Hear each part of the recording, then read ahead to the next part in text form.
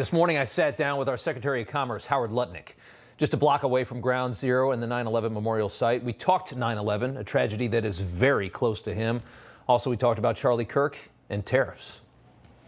Mr. Secretary, thanks for joining us on what I know is always a difficult day for you every year. It's 24 years since September 11th. We're going to talk about that here in just a moment. I want to start, though, because this one's, extra sad because of what happened yesterday. Charlie Kirk assassinated in Utah. I know you were close friends with him. Just want to get your reaction to that before we start. I mean, just the thought that they killed my friend is unbelievable. I mean, today is a horrific day for me. 658 of my friends were killed. My brother Gary was killed. He was 36. My best friend Doug, 39, and now my friend Charlie. It's just horrible, and the world is just wrong. I mean, people should be able to have discourse, to have opinions, to speak to each other without the threat of being killed.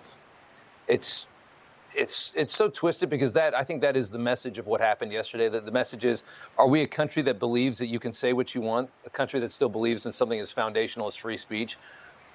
These people that are celebrating this, there's a lot of really sick people that are happy today about what happened. The media is kind of making excuses for it in a manner that I think suggests that I think the broad American left is moving towards censorship, that they don't want people like Charlie Kirk to say whatever they want, and they make excuses when somebody shoots him, almost as if it was in some way justified. I mean, that's right. I mean, you look online, and they have all these interviews with young people saying, he should have died. I mean, where is their moral character? Where is the foundation of what's right and wrong that you should say such a thing? I mean, this is discourse. Charlie was a great speaker. He was a great debater. He was a great talker, and he was deeply studied, meaning he really understood things, and he wanted to engage in your conversation and take it to you based on your conversation. I mean, that's someone who should be able to talk and speak. And why would people celebrate his death? That is just so wrong. Just like, if you think back on 9/11, think of the crowds that celebrated that, right? These were people who have no moral standing, no moral fiber, and they're just fundamentally wrong for what we love about America. It's interesting that these are just one day apart. I want to talk. It's the 24th anniversary. Your company, Cantor Fitzgerald, 5 floors near the top of Tower 1 at the Trade Center. The company was largely wiped out on 9/11. Talk about that for a second and your story where you were. It's such an incredible story. Go ahead. So the firm had the 101st to the 105th floors of One World Trade Center, which was the North Tower, the one with the cell tower on it. The first tower that was hit. Yeah. So we had the top floors. Then there was windows on the world right above us. So we had a nice restaurant right above. We could just take the stairs up. Yeah. And so the firm hired people that we like. That was the rule of my company at the time, that we're going to spend so much time together. Let's pick people that we like. You can interview someone, and at the end of the interview say they're not my cup of tea, and that's okay. Hire competent people that you like, so you worked really well together. And that meant we hired lots of people in people's family. Lots of brothers, lots of sisters-in-law, your best friend from college. They had to be competent. They had to be able to do the job. But if they could do the job, why not take them? Yeah. And so what happened is you had this really, really tight-knit, not one tight-knit community, but lots of different groups who are really, really super tight. And that's the company on the top of the World Trade Center. That's 658 people. Everybody in the office that morning was killed because there was no way out. No way out. So everybody was killed. My brother Gary at 36, my best friend Doug at 39, so many of my friends, and 20 sets of brothers. That means a mom lost 2, and one gentleman lost his 2 daughters. So this was a tight family, and they got killed. I was taking my son to his first day of kindergarten, so he was 29. Which is something you never did, right? No, it was his first day of school. My oldest son, his first day of school, my wife and I are dropping him off. He's got the little, wet hair. It's got the little backpack, and I have a picture 2 minutes before the plane hits with my boy outside his school. Then the administrators come down and say a plane hit the building. And I thought it was like some idiot with a little Piper Cub plane, was flying like a tourist, right, and just touched. That's what everybody thought initially. Well, why would I know that, right? And then of course I got in my car, I drove downtown, and went right to Fifth Avenue because I knew. I mean, I've worked in the Trade Center my whole life, so I knew that that's the closest way you can see the building. And so then I see the building and it's on fire, and of course it's my tower on fire, and the guy who's my driver, he starts crying. And I'm like, look, we just got to get there. We just got to get there. And I drove to the building, and I was standing in the doorway of the building, grabbing people, trying to get my friends. Because remember, these were all my friends, trying to find, if one of my friends got out this door, right, then all my colleagues would be getting out all the other doors. But no such luck. Those stories, we've heard them for so many years now, and it's still surreal to understand what happened that day. I want to talk about the 9/11 museum. The president has shown interest in taking over that museum. You're somebody that's so close to that tragedy. What is the interest? What are they failing at? Why does the president have interest in this? I don't think it's failing. I think the museum itself, I worked very hard on the museum. I was in charge of what went in the museum to make sure they didn't make it like a Disney attraction, right, because there was some talk of that in the beginning, just to make sure it was really powerful and it really told the story and it really had the right memorial. So I'm very, very proud of the museum. But if the federal government owns it, it is funded forever. I mean, Michael Bloomberg is a great philanthropist leading the museum. So he's going to take care of it. But what happens when he's gone? Donald Trump is not thinking about now. He's thinking about what happens in 20 years, 30 years, 50 years. You can't let that fall and not be funded.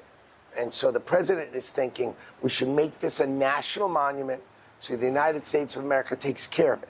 Yeah. And always takes care of it, always makes sure it's right, it's beautiful, and the memory lasts forever. So I am all in favor of that because people think about things only from tomorrow. Yeah. Whereas Donald Trump is thinking about things for the legacy, to make sure that when my grandchildren are here, that museum looks the way it looks today. That makes sense. I want to get to some policy here. I want to talk about the Bureau of Labor Statistics. It's been an interesting conversation this past month. The overstating of job creation in the last year of Biden's term, effectively by 911,000. That is so off. It certainly validates, I think, what the president has said. I think it validates his decision to remove the person that handles those numbers.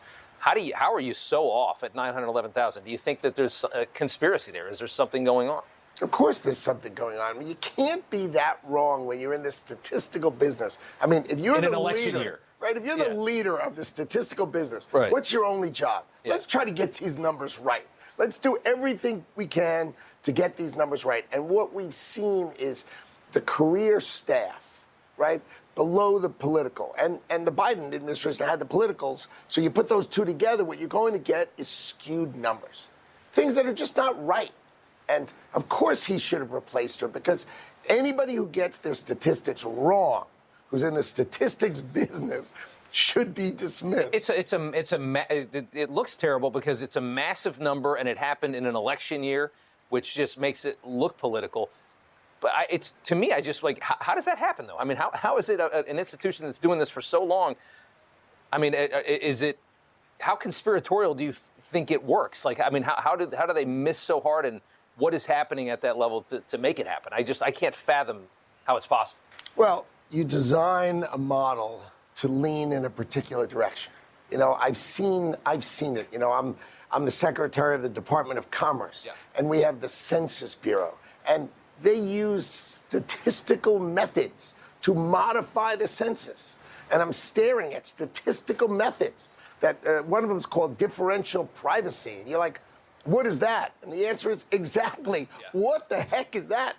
You're just supposed to count people. And what they've done is they try to bend it. They tried to bend these statistics to try to have an outcome that's political. That's what the Bureau of Labor Statistics was doing.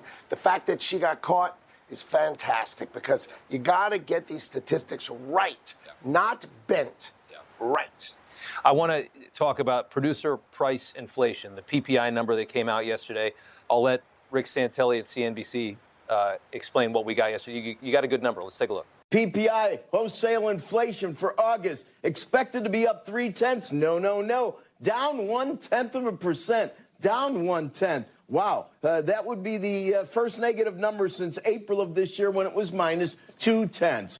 All right. So there it is. Your PPI number. This is, very closely tethered to tariffs. This is a number that I think a lot of people expect to be higher. It comes in shockingly low, which is great news for your agenda. And you guys are pushing tariffs that I think a lot of people are broadly afraid of. A lot of people in the media are trying to fearmonger over. What did that PPI number mean to you? Tariffs are not inflation. It is outrageous that people think tariffs are inflation. Remember, what inflation means is I'm going to go buy this tie, and I know the tie is going to cost $30. But next year, I think the tie is going to cost $33, and the year after, it's going to cost $36. So I have in my head 10% inflation, right? If this tie is made in Italy, and it's going to cost $31.50 now, so what? It's not going to change next year, the year after, the year after. And if I want to buy an American tie, I can buy an American tie.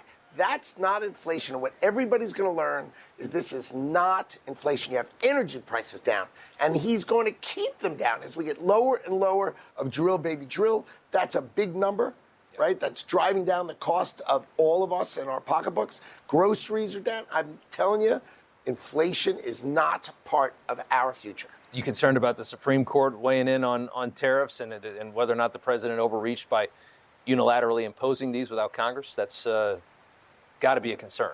Well, here's why I'm not concerned, because it was a 7-4 decision, right? So you'd say, okay, let's look at the dissent. The 4 who sided with the president, the Chief Justice, right? The former Chief Justice, the incoming Chief Justice, and the smartest guy on the bench. Those 4, 2 of them, by the way, Democrats. They sided with the president because what they wrote in the dissent, and you're going to see that dissent is going to be very similar to what the Supreme Court's going to decide, is you need to put the power of the foreign policy leadership in the only person all the United States of America has elected, our president. If you don't let him hold it, you're setting our country in the wrong place. So I think the Supreme Court backs him. I think it's either 5-4, 6-3. He has the power to run it, to run the foreign policy of the country, to protect us. And look how well he's done. I mean, Europe agreed and said, we'll pay you 15%, and we'll take down all our tariffs, and we'll charge you nothing. I mean, you can't have better proof than 450 million people with a $20 trillion budget saying, I agree with you, Mr. President. Yeah. We are your largest trading partner, and we agree the foreign policy of America has been wrong, and you fixed it, and we agree with you. August job numbers weren't good, 22,000. What do you make of that? Our economy, the Donald Trump economy, is coming in the beginning of next year. You have to think he's got more than $10 trillion of factories. When those factories get in the ground, they get the permits, and the bulldozers start, people are operating those bulldozers, jobs. You're going to be filling to be a construction worker in America.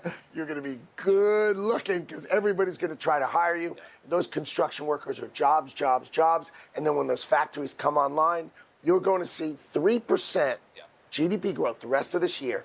And then my look is I think we grow to 4%. You got the $30 trillion U.S. economy growing 4%, pulling away.